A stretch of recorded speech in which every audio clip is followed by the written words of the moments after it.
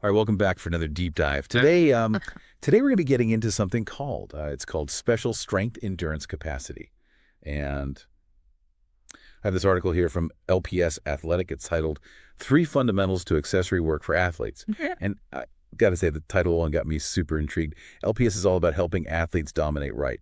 So naturally, I was curious to see what they had to say about this special capacity. Yeah, it's a fascinating concept. A lot of times it gets overlooked in traditional training programs. It's not just about being strong or having great endurance. It's this blend of both. It's the ability to sustain near maximal efforts with very minimal rest. So not just for marathon runners or powerlifters, but something that applies across different sports where you need that explosive power over and over again. Exactly. The article defines it as one's ability to do a large volume of work at 70 to 90% effort in a short period of time, with limited rest periods of no more than 120 seconds. Think of it as the final minutes of a tied game. Everyone's giving it their all, they're pushing their limits, but there's no time for a breather. Okay. Yeah, I can definitely picture that. Now, the article lays out three fundamentals for building this special capacity, and I'm eager to hear what LPS have to say. But before we dive into those, I'm curious if there are any real-world examples of athletes who've really mastered this. Absolutely. The article mentions Colombian weightlifters who train with heavy loads and minimal rest, just days before major competitions. Oh, wow. Just days before. That's intense. I mean, wouldn't you think they'd need more recovery time? It goes against conventional wisdom, but it seems to work for them. It highlights the principle of specificity, training the body to perform under the exact conditions it will face. So simulating that game day pressure, even in training. That's smart. Okay, let's unpack these three fundamentals. What's the first one? The first one is push the pace. LPS argues that. To replicate the demands of competition, it requires pushing the pace during training. So it's not just about lifting heavy weights, but about doing it with that same urgency and intensity you'd have in a game. Precisely. And one interesting technique they suggest is training athletes in groups to create a sense of competition and accountability. Creates that natural pressure to push yourself harder, just like when you're alongside your teammates. That makes so much sense. It reminds me of those group fitness classes where everyone's feeding off each other's energy. It definitely pushes you to work harder. Exactly. Taps into that innate competitive spirit and makes those tough workouts more engaging. All right. I'm liking this already. What's the second fundamental? Is it as intriguing as the first? It's definitely thought-provoking. The second fundamental is the repetition method. And it revolves around pushing exercises to near failure, to activate high-threshold motor units. Whoa.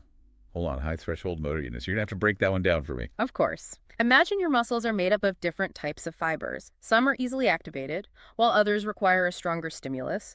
These high-threshold motor units are the powerhouses, the ones responsible for generating the most force. So like the heavy lifters of the muscle world. And we need to push ourselves to near failure to wake those guys up. Exactly. The article quotes Vladimir Zatorsky, a renowned sports scientist.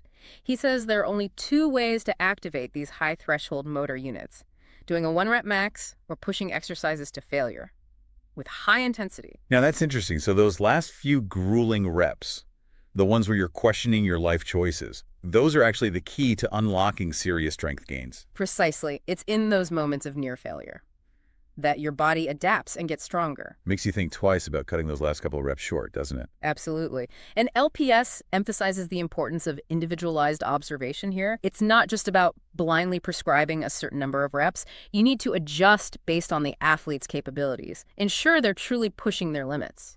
Okay, so it's not just about grinding it out. It's about pushing yourself strategically and safely. So what about that last fundamental? Fill us in. The third fundamental focuses on volume for weak links. This is where data-driven training really comes into play. Okay, data-driven training. You've got my attention. Tell me more. It's about using observation and record keeping to understand an athlete's strengths and weaknesses, and then tailoring their training program to address those weak links. So it's about being honest about where you might be lacking and then putting in the work to fix it, right? Exactly. And LPS stresses the importance of unilateral exercises, those single limb movements like lunges or single arm rows. Why single limb? What's the advantage there? Unilateral exercises are fantastic for revealing imbalances. They force each side of your body to work independently, highlighting any discrepancies in strength or stability. I see. So instead of compensating with your stronger side, you're forced to address those weaknesses head on. Smart. And they even suggest starting with the weaker side first. To really emphasize that area, you work on the weaker side until technical failure, and then you mirror the same number of reps on the stronger side. That makes a lot of sense. It's almost like giving your weaker side a head start to catch up. Precisely. And this principle ties into injury prevention as well. A strong, balanced body is less susceptible to strains and other injuries, especially when faced with unexpected forces. So it's not just about building a MONSTA athlete, as the article puts it. It's about building a resilient one, too. That's a great way to put it. Building that MONSTA athlete is about combining all of these elements, pushing the pace, working to near failure, and addressing weaknesses. It's about creating an athlete who can handle and deliver force repeatedly at high intensity, wearing down opponents over time. Now, that's a picture I can definitely get behind. All right, we've covered a lot of ground here. We've got these three fundamentals: push the pace, the repetition method, and volume for weak links. And it sounds like LPS is advocating for a pretty holistic approach to training, not just focusing on brute strength, but also mental toughness and resilience. What else did you find fascinating in this article? Well, the article goes on to discuss how this system can help develop that MONSTA athlete, someone who can not only withstand intense demands, but also deliver force repeatedly without tiring. Okay, so they're really driving home this MONSTA concept. It's not just a catchy phrase, it's a whole philosophy of training. But, reading through the article, I did wonder, is this just for elite athletes? Can someone like me, who's more of a weekend warrior, benefit from these principles too? That's a great question, and it's actually something the article touches on. They argue that these principles are even more crucial. For those who aren't training full-time, we've got busy lives, jobs, families. We need to maximize the efficiency of our workouts, right? Absolutely. I'm all about working smarter, not just harder. So let's say I wanted to apply this push the pace idea to my own workouts. What would that look like in practice? It doesn't require any fancy equipment or radical changes. It can be as simple as shortening your rest periods between sets. Instead of taking a full minute or two, try cutting it down to 30 seconds, maybe even less. Or you could incorporate circuits, where you move from one exercise to the next, with minimal downtime. So basically keeping that intensity up throughout the workout. No more scrolling through Instagram between sets, huh? Exactly. You'll be surprised how much more challenging your workouts become, even if you're using the same weights. And that's the beauty of it. You're getting more bang for your buck, time-wise. Right. Like the sound of that. Now, what about this repetition method? Does that mean I should be pushing myself to failure on every single set? I mean, isn't that risky? Not necessarily. It's about being mindful of your effort and making sure those last few reps are truly demanding. You want to feel the burn, that muscle fatigue setting in. You might find you need to adjust the weight or rep range to find that sweet spot. So it's about finding that balance between pushing yourself and maintaining good form. Precisely. And that's where having a good understanding of your body comes in. Listening to those signals, knowing when to push and when to back off a little. Okay, that makes sense. Now, this volume for weak links idea really resonated with me. It makes so much sense. But I'm wondering, how do you even go about identifying those weak links? It starts with paying attention to your body during your workouts. Are there any movements that feel particularly challenging? Do you notice one side being stronger than the other? Or maybe there's a specific exercise that you just dread because it feels awkward or weak. So it's about being honest with yourself and acknowledging where you might need to focus more attention. And I guess this is where having a coach or trainer could be really helpful, right? They can provide that objective feedback and spot imbalances you might not even be aware of. Absolutely. A good coach can be invaluable in this process. They can assess your movement patterns, pinpoint those weak links, and design a program that specifically targets those areas. And you mentioned earlier the importance of unilateral exercises for addressing imbalances. Can you elaborate on that a bit more? I'm starting to see how they fit into this whole volume for weak links principle, but I'd love to hear more about the benefits. Sure.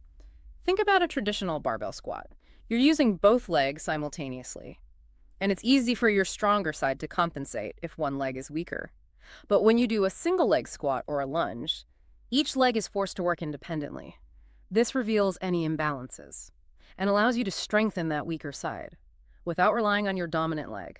So it's like giving your weaker side a solo workout, Yeah, a chance to catch up and build strength on its own. exactly. And you'll likely find that your weaker side will fatigue much faster, which is a clear indication that it needs more attention.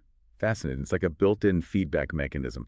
And I imagine this principle is crucial for injury prevention as well, right? Absolutely. By strengthening those weak links, you're creating a more balanced and resilient body, Yeah. one that can better withstand those unexpected forces and stresses that can lead to injuries. It's like reinforcing the foundation of a house. A strong foundation can withstand all sorts of external pressures. Okay. That analogy makes it crystal clear. So we're not just building a monster, we're building a strong and stable one that can weather the storms, so to speak. That's a great way to put it. And that resilience, both physical and mental, is what truly separates the good from the great in any field, whether it's athletics or anything else in life. Speaking of mental toughness, the article keeps mentioning this MONSTA mindset. Can you expand on that a bit? What exactly does that entail? It's about cultivating that inner drive, that unwavering determination to push beyond your comfort zone. It's about embracing challenges, not shying away from them. So it's about that mental fortitude, that Mhm. ability to dig deep when things get tough. Exactly. It's about believing in your ability to overcome obstacles and push through those moments when you want to quit. It's interesting because I think that monster mindset can apply to so much more than just athletics. It's relevant to any area of life Mm. where you're striving to achieve something great, whether it's starting a business, writing a book, or just pushing yourself outside of your comfort zone. That mental resilience is essential. I couldn't agree more. And that's one of the things I love about exploring these training principles. They often reveal universal truths that can be applied to all aspects of life. Absolutely. Now, I know we've still got more to unpack from this article, but before we move on, is there anything else you want to emphasize about these three fundamentals or the monster concept? Anything that really stood out to you? One thing that really stood out to me was the emphasis on viewing this type of conditioning as distinct from traditional cardio. I was going to ask you about that. The article mentions it a few times, and I Yeah. was curious to hear your take on the difference. I mean, at first glance, it seems like they're both aiming for similar goals, Mm. improving endurance and pushing your limits. Right. But there's a subtle but crucial difference. Think about traditional cardio, like going for a run or hopping on the elliptical. It's great for cardiovascular health, but it doesn't necessarily prepare your body for the specific demands of handling heavy loads or impact. So it's not. It's not just about elevating your heart rate. It's about training your body to withstand resistance and force, like you'd experience in a weightlifting competition or a football game. Exactly. This type of conditioning is about preparing athletes to push, pull, grapple, and withstand the physical demands of their sport, not just endure a steady state effort. I see. So it's about building that functional strength and resilience, preparing your body to handle the unexpected. Precisely. And LPS highlights how this approach can actually reduce the risk of injuries. When your body is accustomed to handling heavy loads, it's less likely to break down under pressure Right. or unexpected forces. Makes a lot of sense. It's like building a suit of armor for your muscles and joints. So are they saying that? Even athletes who aren't involved in contact sports, like runners or swimmers, could benefit from this type of conditioning. Absolutely. It's about building a foundation of strength and resilience that can support any athletic endeavor, even if your sport isn't inherently high impact. Having that underlying strength can improve your performance and make you less susceptible to overuse injuries. That's fascinating. I'm starting to see how these seemingly small adjustments to training can have a huge impact on overall performance and injury prevention. It's really making me rethink my own approach to fitness. That's what's so exciting about this concept. It's not about reinventing the wheel. It's about understanding these key principles Yeah, and applying them intelligently. well said. Now, before we wrap up, the article ends with a rather thought-provoking question. Why risk your career on that? What do they mean by that? It's a powerful statement, isn't it? They're essentially challenging athletes and coaches to consider the consequences No. of neglecting these crucial elements of training. So it's not just about reaching your full potential. It's about protecting yourself Yeah. from unnecessary risks and setbacks. Exactly. In a competitive environment, every advantage counts. And neglecting your physical preparation is a gamble no athlete should take. It's like building a house on a shaky foundation. Sooner or later, it's going to crumble. Wow, that really puts things into perspective. This deep dive has been incredibly insightful. We've learned so much about special strength endurance capacity, the three key fundamentals for building it, and the importance of applying these principles thoughtfully. And I hope it's inspired you to think differently about your own training or coaching. Remember, it's not about blindly following a program. It's about understanding the why behind the exercises and tailoring your approach to your individual needs and goals. Absolutely. Now for our listeners who are eager to learn more, LPS Athletic has a wealth of resources on their website. Be sure to check them out. And as always, we want to thank you for joining us on this deep dive into the world of athletic performance. Until next time, keep pushing your limits and striving for greatness.